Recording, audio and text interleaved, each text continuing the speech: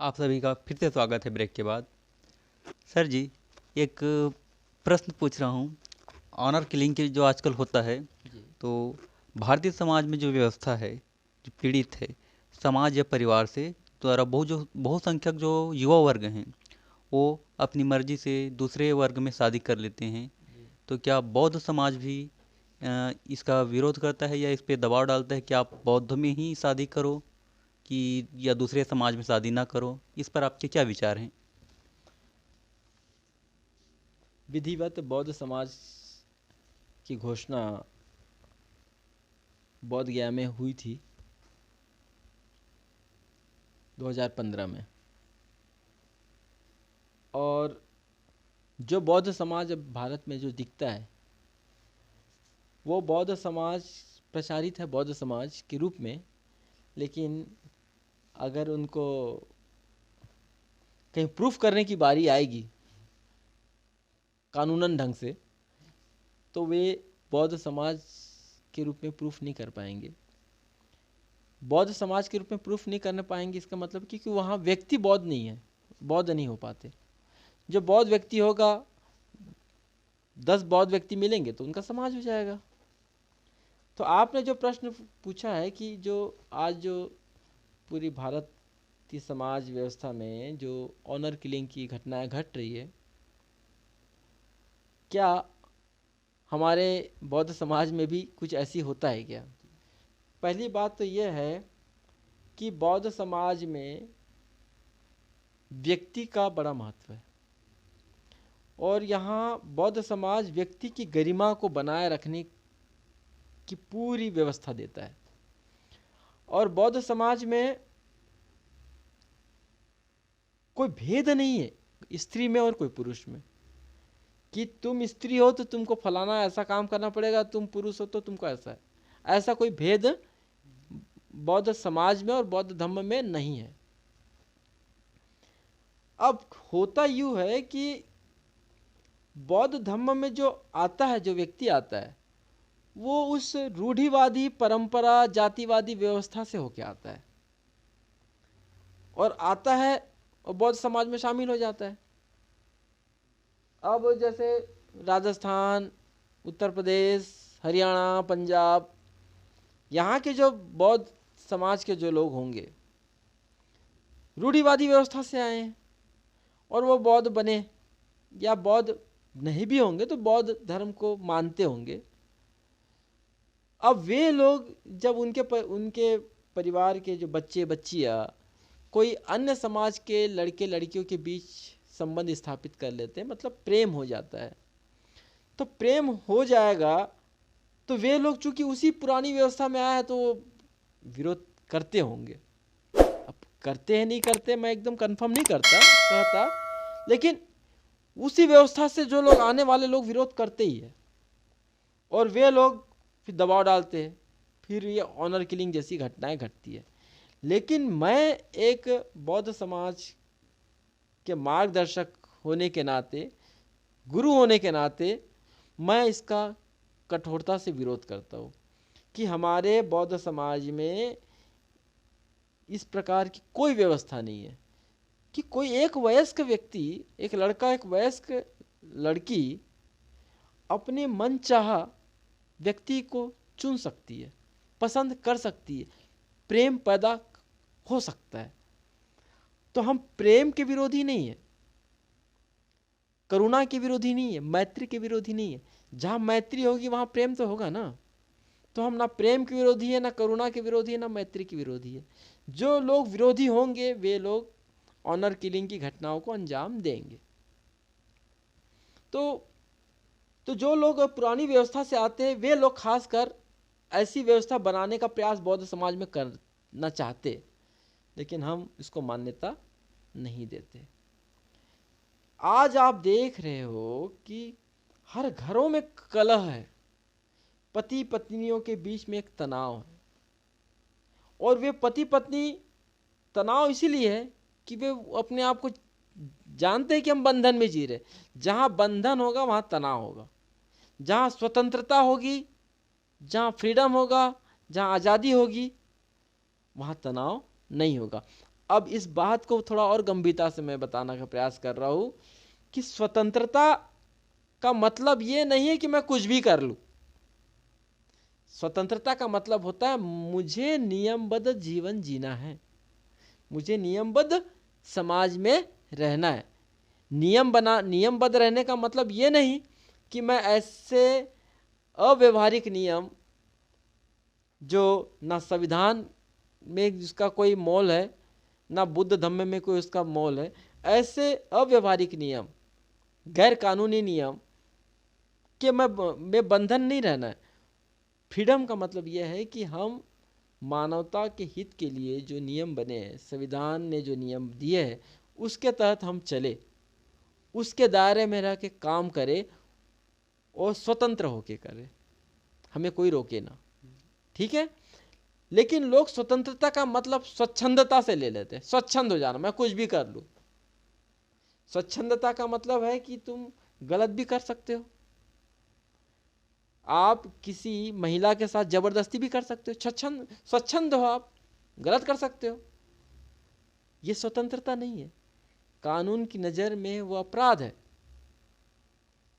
आप किसी को दुख नहीं पहुंचाना, कानून के विरोध में न चलना, यह स्वतंत्रता, समता, स्वतंत्रता, बंधुता और न्याय, यही आधार है ना हमारे संविधान के।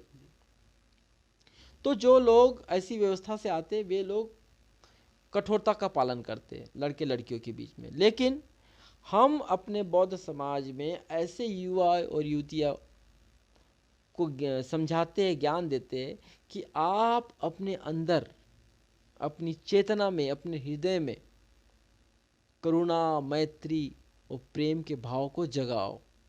क्योंकि एक करुणा, मैत्री, प्रेम से भाव से परिपूर्ण लड़का हो या लड़की, वो जब किसी के घर जाएगा या जाएगी तो उस घर का वातावरण भी प्रेम, करुणा, मैत्री से भर जाएगा। और जब वो प्रेम, करुणा, मैत्री से भर जाएगा तो वो तो जहां आनंद होगा तो वहां आना चाहेगा ना। तो वो तो पूछेगा ना, भाई ऐसी भाव तुम्हें आए कहां से? तो वो तो बताएगा ना, मैं बुद्ध धम्म में ऐसे भाव लाए जाते हैं, कैसे लाए जाते हैं, हमारे गुरु सिखाते हैं। तो वो निश्चित वो बुद्धिज्म के लिए आएगा, उसको जबरदस्ती तो नहीं करनी पड़ेगी। जहां प्रेम, करुणा, मैत्री का भाव होगा वहां हर कोई आएगा। आज हर घर में कलह है, क्यों मालूम है? क्योंकि वहां बुद्ध नहीं है, और जहां बुद्ध नहीं है वहां प्रेम, करुणा, मैत्री असंभव। आप ऐसे लोगों की संगत में हो जो हथियार पकड़े है, और हथियार पकड़ने वाला आदमी बोलेगा कि मैं प्रेम करता हूँ, करुणा करता हूँ, मैत्री करता हूँ, तो बड़ा इनलॉजिक लगेगा ना, बड़ा अजीब लगेगा ना। हथियार पकड़ना, वो तो डरेगा ना। अब डर से किसी से प्रेम कर लेना, वो हिंसा हो गई ना। अब डर से किसी से कोई भी काम करा लो, वो हिंसा हो जाएगी। भय मुक्त समाज, भय मुक्त चित्त, भय मुक्त माइंड का जो व्यक्ति होता है, उसी के अंदर में प्रेम के फूल खिलते, उसी के अंदर में करुणा के फूल खिलते, उसी के अंदर में मैत्री का भाव पैदा होता है। तो हम अपने लड़कियों को, अपने बच्चों को यही ज्ञान देते हैं कि आप प्रेमपूर्ण होके रहो, प्रेमपूर्ण होके कार्य करो। हाँ, हमारा दायित्व ऐसे ही रहता है कि कोशिश करो कि बौद्ध समाज में अगर आपके रिलेशंस हो जाते तो अति उत्तम, मानत जाति करनी नहीं पड़ेगी कि वो भाई बुद्धिज्म क्या होता है, बौद्ध धर्म क्या होता है, वो जानते, दोनों प्रेम में रहोगे ज़्यादा अच्छा है। फिर भी अगर ऐसा हो जाता है तो उनको इतना प्रेम से भर दो, इतनी करुणा से उसके भावनाओं को भर दो, इतने मैत्री के भाव से भर दो कि वो आपके प्रेम में खिल जाए और खिल के उस बुद्ध के सत्य को जान ले। तो कठोरता वाला नियम हमारे बौद्ध समाज में नहीं है। और अगर कोई लड़का लड़की, अन्य समाज का भी लड़का लड़की हमारे बौद्ध समाज में अगर ऐसे भाव से जीना चाहता है तो हमारा बौद्ध समाज सदा खड़ा है, उनके लिए स्वागत के लिए खड़ा है। तो मैं सभी बौद्ध समाज के युवक और युवतियों से चाहूँगा कि वे बुद्ध के जो तत्व ज्ञान है उसको समझे, उसको जाने, उसको जानने के लिए हम जैसे लोगों से संपर्क करें। अब वो बोलेंगे हम तो बौद्ध भिक्षु से संपर्क करते हैं। देखिए बौद्ध भिक्षु अलग बात है, मैं उनका टिक्का टिप्पणी, मैं भी बौद्ध भिक्षु रहा हूँ, उनकी रास्ते अलग है।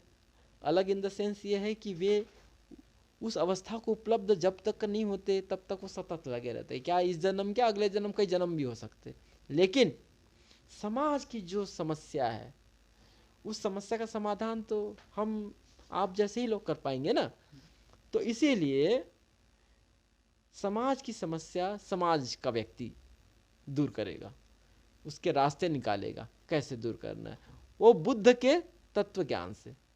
क्योंकि बुद्ध के तत्व ज्ञान को हमने अनुभव किया है सामाजिक रूप से, सोशल रूप से। बाबा साहब तो ये चाहते थे सामाजिक रूप से बौद्ध धर्म को अपनाओ, आध्यात्मिक नहीं, ध्यान करने बैठ जाओ चुपचाप। और मुझे तो आश्चर्य तब होता है कि लोग ध्यान करने के बाद भी उनके अंदर में कोई क्रांति नहीं होती। क्रांति का मतलब क्या है? जब आप तुम्हारे जीवन में रूपांतरण होना चाहिए ना, वो है क्रांति। जो तुम हो आज उससे पूरा रूपांतरण हो जाएगा, तुम वो नहीं रहोगे। हम देखते बहुत लोग ध्यान करने बैठते, हजारों आदमी को देखते ध्यान करने जाते और देखते उनकी वही दशा, वही रूढ़िवादी व्यवस्था। लेकिन आप कभी हमारे ध्यान के केंद्र में आइए, हमारे ध्यान के केंद्र में आओगे तो आपके जीवन में क्रांति होना ही है। जो क्रांति करने के लिए सक्षम है, जिसके जीवन में क्रांति होती है, वही बुद्ध है। बगावती पुरुष जिसको अपन बोलते हैं ना, एकदम बगावती हो जाना। किसके लिए बगावत? उस असत्य के लिए बगावत, सत्य की खोज के लिए बगावत। समझ में आ रही है? तो बौद्ध धर्म में ध्यान करना का मतलब है रूपांतरण होना, क्रांतिकारी पुरुष बनना, क्रांतिकारी पुरुषार्थ अपने अंदर में पैदा करना। मुझे नहीं लगता कि लोगों ने जो ध्यान किया तो उनके अंदर में कोई क्रांतिकारी हुई है। और कोई लोग बोलते हैं मैंने ध्यान किया, मेरा सर दर्द ठीक हुआ, हाथ पांव दर्द हुआ। तो मुझे आश्चर्य होता है, बुद्धा ने ऐसे लोगों के लिए ध्यान दिया है क्या कि सर हाथ पैर दर्द ठीक हो? अरे वो जिसके लिए ध्यान दिए वो बहुत ऊंची चीज है। और वो जहाँ क्रांतिकारी, क्रांति मतलब बोलते हैं ना रिवोल्यूशनरी जो चेंजेस हो जाता है ना, वो है ध्यान। और जो ऐसा ध्यान करता होगा, करते हैं, वो रियल में बुद्ध के व्यक्ति है। और मेरी लड़की या मेरा लड़का अगर किसी के घर में जाए और उसके घर में ऐसा ध्यान करा दे, उनके घर में क्रांति हो जाए। क्रांति का मतलब नहीं लड़ाई झगड़ा करना, परिवर्तन हो जाना। प्रेम करुणा मैत्री के भाव उनके अंदर आ जाए, नदियाँ बह जाए शांति की, तो फिर वो जीवन अपूर्ण हो, वो जीवन पूर्ण हो जाएगा। वो जीवन कुछ और ही जीवन होगा। इसलिए जहाँ जहाँ जिस घर में बुद्ध नहीं है वहाँ कलह है, वहाँ युद्ध है। तो कलह, युद्ध की शुरुआत कहाँ से होती है? घर से। एक घर में युद्ध हुआ, कलह हुआ, फिर मोहल्ले में हुआ, फिर परिवार, फिर राज्य में हुआ, फिर देश में हुआ। तो जहाँ बुद्ध नहीं वहाँ युद्ध निश्चित। तो मैं चाहूँगा कि बुद्ध की ओर आइए और युद्ध से बचिए, युद्ध से मुक्त हो जाइए। बुद्ध की ओर, बुद्ध की शरण में आके युद्ध से मुक्त होना, यही बुद्ध की राह है। और यही है कि हमारे यहाँ कोई ऑनर किलिंग जैसी घटनाएं हमारे बौद्ध समाज में कभी होगी नहीं, और ऐसी व्यवस्था के हम समर्थक भी नहीं हो सकते। बहुत बहुत धन्यवाद और साधुवाद सर जी कि आपने हमारे इन प्रश्नों पर अपना विचार रखे। हम फिर सवालों के जवाब लेके मिलते हैं अगले कड़ी में। तब तक के लिए देखते रहिए श्रवण टीवी। धन्यवाद। नवोदय, नवोदय।